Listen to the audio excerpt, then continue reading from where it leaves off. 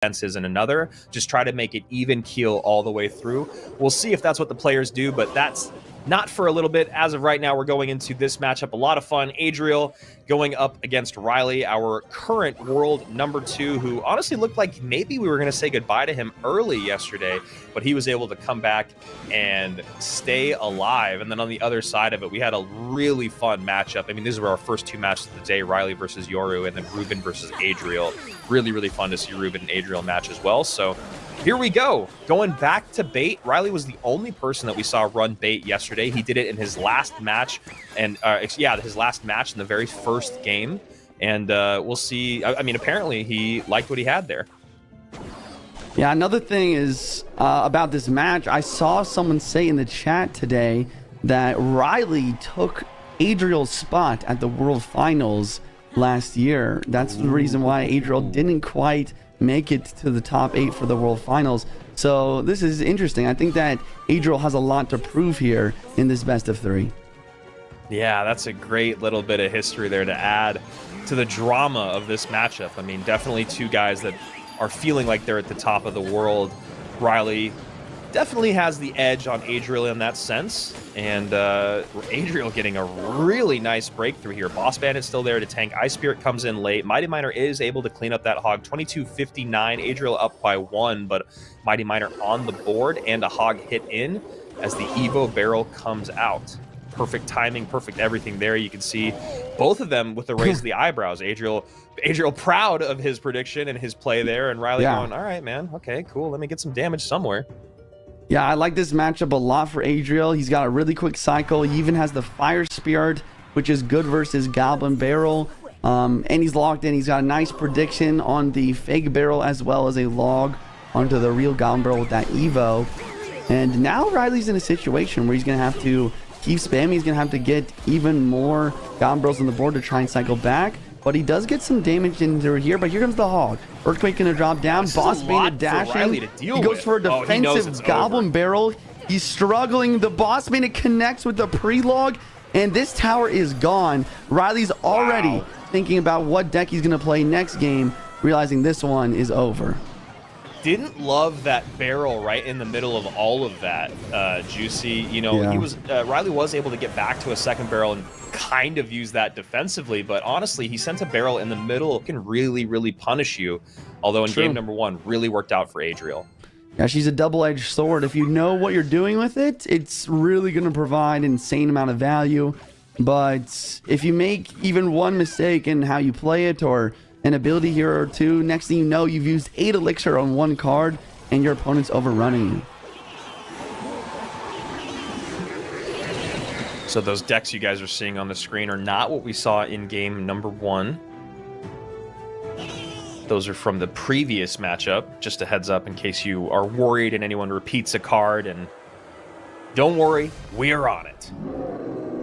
Gobstein in the back, and looks like Ryley's got the Tesla. Ryley using a drill deck with the Dark Ob without the Evo Dark Ob or the Evo Tesla. So, and without the Evo Drill. So what even are the Evos here? This is kind of interesting. Yeah, that is really interesting. And I can't imagine he made an Evo mistake, but with only 2 spots left, he's going to have to hope that he didn't. There we go. Evo Valkyrie is the second to last. Goblin Doctor, Goblin Monster coming out. I think I called him the Goblin Giant earlier. Give me a break. It's 7 in the morning.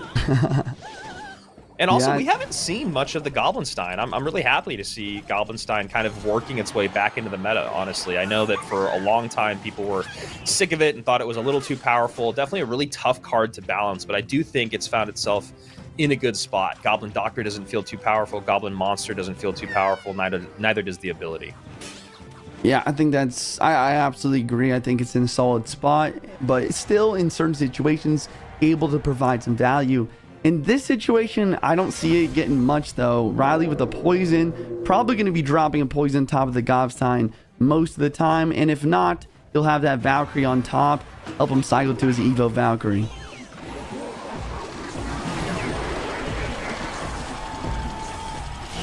Valkyrie going to drop right now. So, yep. Under the drill here. Evo Bomber's showing up a few times throughout the competition, which has been nice. Not super popular in general after its nerf, but I think that was a good nerf, Juicy. I mean, it definitely felt like it was completely hamstrung after it happened, but I don't know. I mean, how many times could you lose a game on an Evo bomber at the bridge that you couldn't get to? Yeah, I think you're right. I think that he is in a pretty healthy spot right now. It definitely just doesn't seem like it since he was so strong before, but I mean, it's still able to get really nice chip damage, and when we're either playing at the highest level, any sort of damage matters. So it makes sense why we're seeing him come out a couple times here in this drill deck.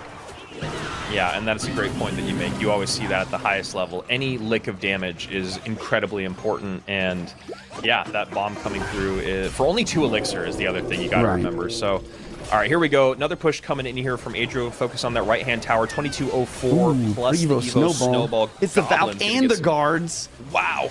But he's able to stop it. He's staying alive. The goblins do get one more hit, and the Gobstein scientist as well. Adriel now up about 300 damage here, despite not having a big spell. Yeah, Adriel just keeping up some really great pressure, and you know, this iteration of this deck is, you know, kind of what we saw Pedro run as well, and I don't know, pretty cool. Seems like it's working out all right. Yeah, Adriel's liking something it we didn't see at all yesterday. Sorry, go ahead. Yeah, I just think, yeah, you're absolutely right. We haven't seen it at all, and it doesn't even look like a good deck, honestly, but it's working, and that's all that matters. Speaking of working, these guards are working. Get some damage for Ryley on the right side, and all of a sudden, we're kind of evened up. We have about 53 seconds in triple elixir overtime. Arrows on the Dark Gob, and Ryley completely switching lanes. Here we go, poison on top of the hut. Hut right in front of the tower to catch the guards, plus the drill. Now the Evo snowball comes in. Goblins from the hut, though, should come out and help. 1353, still a decent amount of damage in there for Adriel. Down to 1330 against 405. Ryley back on offense. Evo Valk, the great equalizer, comes in. Fire Spirit on top, but those goblins are going to get on top of the tower. Fire Spirit mistimed. And once again, this is the importance of having a log or bar barrel in your deck. If the opponent goes for the Evo snowball and you don't have something to take out those goblins, and once again, look, the goblins are in the tower. Ryley with a snowball on offense, but the bomber's helping out. Goblins still get hits. This is shot for shot. Everyone is going in for the damage in the last second. The Dark Goblin walks on the tower, and Ryley takes game number 2, tying up the best of 3.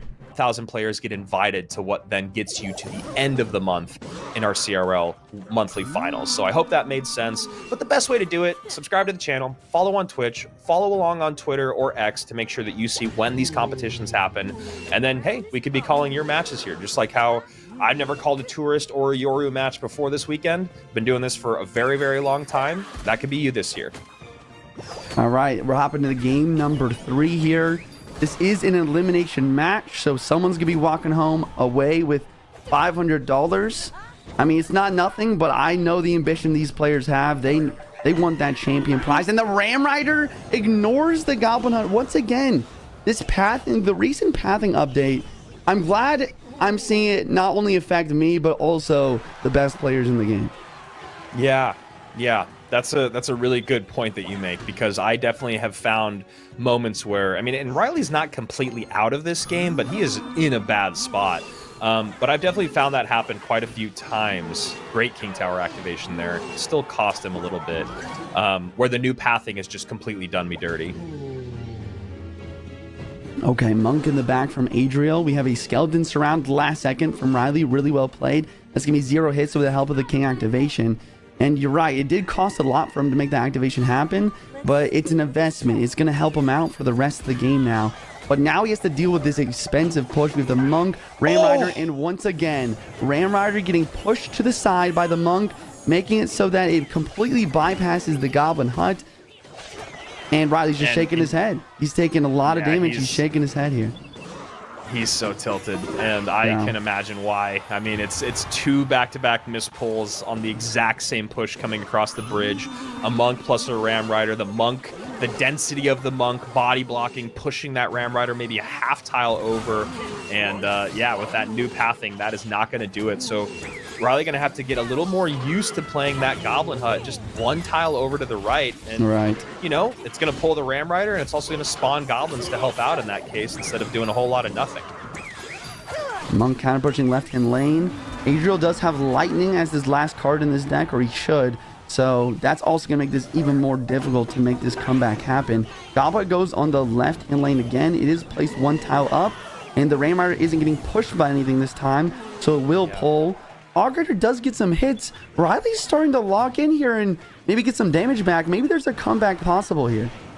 Yeah, I mean, definitely. I mean, he's doing a great job getting damage where he needs. He's, you know, as we've talked about for years, he's sacrificing that left-hand tower HP and gaining elixir for that. He's also making really great micro interactions using that king tower like you talked about to make up for elixir. So wow, it's definitely not over, especially with that lightning. And now you see Adriel kind of hitting the panic button a bit, going, okay, wow, all right, you've got a big spell. You got that boss bandit that's causing me a lot of trouble, and I'm only in the lead because you missed 2 pulls on my Ram Rider. So Adriel's starting to feel the pressure here. Great Skellies plus Ice Spirit, 1068, 829.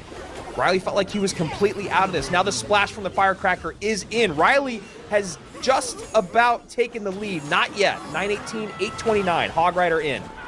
Hog Rider in. Ram Rider try and slow it down. Ice Spear to freeze. The King Tower is helping, but the Hog does get the hit. Ryley now... Wait! The Boss Bandit re-dashes back to the tower, and Ryley is lightning range. Will Adriel build a lightning block? No, he has nothing to make it happen. Ryley is going to make the craziest comeback we've seen today. No way.